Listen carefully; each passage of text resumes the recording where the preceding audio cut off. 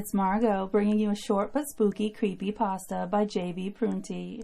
If you're ready to get spooked and spine tingled, keep watching. Call it sleep paralysis. I don't care. At this point, I'm used to people throwing explanations and diagnoses at me. Everybody wants to be the one to make sense of what I'm saying. I can tell you now, it does not make sense. It does not make sense, and I could care less about your analysis of my psyche. The first night was like any other night. I brushed my teeth, changed into my pajamas, and sank into bed like everybody else. Although I live in a town, there was seldom any sound from outside between 6 o'clock in the evening and 8 o'clock in the morning. The most you'll likely get is the wind singing through the trees or the low hum of engines from far-off cars. As you can imagine, this made the transition from conscious thought to dream rather seamless. Honestly, I don't remember whatever I had dreamt about that night, which is unusual for me. My dreams are usually so vivid. Vibrant colors or dark grays and blacks, always memorable. Not that night, though. I awoke in a sweat from the heat of my room. Assuming I had left the radiator on, I willed myself out of bed. Nothing. Panic gripped me, causing my muscles to tense.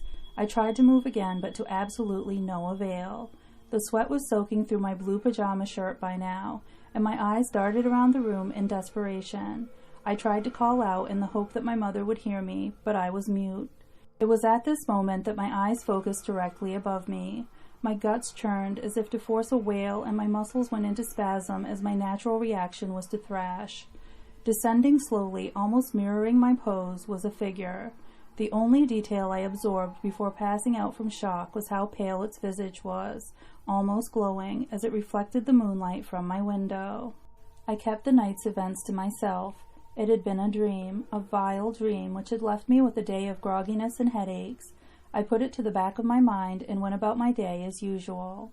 Just as with the night before, and every night prior to that, I went about my routine: teeth, pajamas, bed. As usual, I drifted away without incident. Then the sweat. I woke up drenched head to toe. The sheets stuck to my legs and my hair clung to my scalp. The heat of the room made it impossible to take a full breath. I wasn't concerned with breathing. I knew what was coming, which meant my focus had to be on getting out of that bed. I drew every ounce of energy I had and attempted to hurl my body from the mattress. No success. I was a cadaver, waiting to be incised and drained. Eyes on the ceiling, I braced myself against whatever this roommate had in store for me. On time, the glaring mass came into view and began its descent. As the gap between us narrowed, the femininity of my visitor became apparent. Her eyes were so sympathetic, her hair acted as a skull cap. My stomach threatened to expel my dinner. It took about 5 minutes for her to reach her destination. About half a foot from my face, she halted. I could feel my eyes bulging. Her face unchanging, she removed a hand from her garment and set about reaching for my face. I must have lost consciousness, because suddenly I was awakened by her freezing cold touch. In contrast to the heat of the room and my skin, it felt as though she jammed a blade into my cheek. She ran her fingers from my temple to my chin, like a mother comforting a frightened child. My breath caught in my chest, and I lost control of my bladder. There were no thoughts. My jaw clenched, and my eyes were fixed on hers. My body was ceasing all basic function out of sheer horror. As my oxygen-starved brain was about to put me to sleep, she withdrew her digits and hid them away in the folds of her clothing. My lungs frantically pumped air in an attempt to restore normal function. I thought she'd leave. She remained stationary for a moment before drawing her hand again. I was high from the lack of oxygen, so her actions were all somewhat blurry, but I will forever remember with clarity what happened next. She had a silver comb, tarnished and battered, presumably from a lifetime of use. It was so intrusive, so much more terrifying than a blade or a hook. She ran the comb through my hair, and I could feel the bile rising, the violation. My mind was in a frenzy. Even if I'd regained control of my limbs at this moment, I don't think I could have moved. Her image became blurry, and I slipped away. I slept through most of the next day. I was woken by the heaving of my stomach as I vomited over myself. I didn't immediately remember my uninvited guest as I grasped at consciousness. The dread I felt when she flooded my mind caused me to slump. What was happening?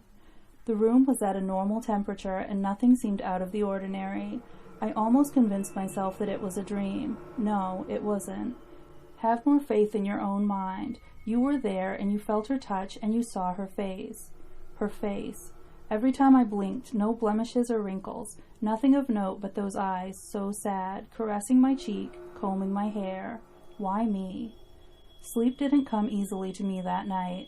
I'd avoided my family for the day. I wouldn't have known what to say. Where is the balance between hello and check my wardrobe for monsters? I tried to stay awake. I drank. I attempted to read. I walked. I walked for hours, around the town, down to the sea. The sea was tempting me. I felt as though sirens were calling me to walk away from all I had seen and join them in the tide. I went home. I stayed awake by lamplight for as long as my eyes would allow, before falling into a deep sleep in the armchair. My exhaustion promised to force me to sleep through anything that was to occur before daybreak. I dreamed that night. I saw my family at breakfast. It was probably the most uneventful dream of my life. No extreme colors or darkness. We were all together eating pastries and drinking juice. A pleasant dream that I was sure to relive the next morning. When I was woken, I felt relief. It was bright. I'd made it through the night. I remained in the chair dozing for a while, regretting my decision to sleep downstairs. I eventually decided to relocate to my bedroom, where I'd be met by clean linens and more comfortable rest before breakfast. Before I could move, I realized how hot the room was. I was frozen. I shot my eyes around the room, only to discover that I'd mistaken the light from the lamp for Dawn. I didn't have to wait for her this time. She was there, crouched by my legs, her whole being in heaves of sorrow, silent convulsions of absolute dismay. This was the most awake my mind had been, the most present she had been. I didn't attempt to throw myself from the chair. I watched her as she rose and leaned over me. As she had the night before, she kept her face half a foot from mine. She continued to silently sob and stare into my eyes. Why was she so distressed? What did she need me to do to make this all go away? I filled with sorrow as her display of grief became more and more intense. Her lips began to part, and so did mine. Where cries should have come from her, they came from me. In my voice, she began to keen and wail through me. I was repulsed. I had no control. The moaning grew louder. I was almost screaming. The sound of concerned footsteps could barely be heard over my cries. Suddenly, it stopped. My muscles relaxed. My vocal cords loosened, and she was gone. The silence was bliss for one moment. Half a moment. The running footsteps from upstairs ended with a yelp and a series of thuds. I ran to the hallway to find my mother at the foot of the stairs, broken and silent. I was frozen. That's all I have for you today. I hope you've enjoyed this story and will come back for more.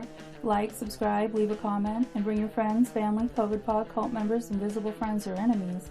And if you have a creepy story you'd like for me to share, please don't hesitate to get in touch. Thanks so much for watching.